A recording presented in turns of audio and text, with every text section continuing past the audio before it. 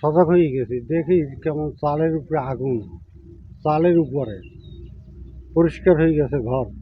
ওইটা দেখেই দরজাটা খোলার চেষ্টা করছি। দুইটা দরজা, ছোট আঁকনি একটা, বড় আঁকনি একটা।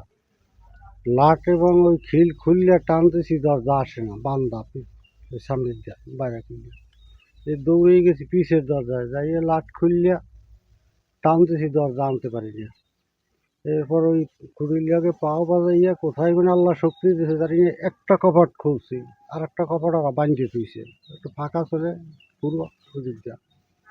এরপরে দৌড়িয়েছি, ওই নাতি আছে ওরা ঘুমে, ওই মাঝের কপাটে বাড়ি দিছি দুই তিনটা। এরপর হজা করি আমাকে হিডি বেদিকে আরো।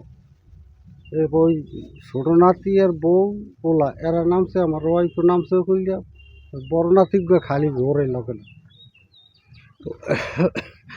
পর পরিস্থিতি দেখি জ্বলতেছে, খালি জ্বলতেছে, আমরা কয়টা মানুষ বাহিরে এই অবস্থায়।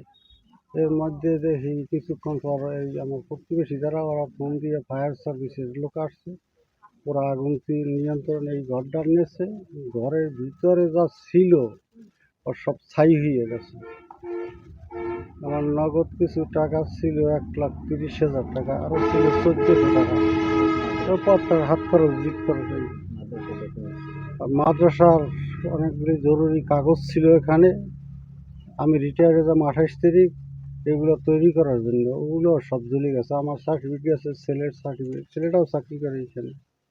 কাফির কাগজ ছিল কিছু, এগুলিও জ্বলে গেছে। মানে ওর মধ্যে যা ছিল ওটা কিচ্ছু না।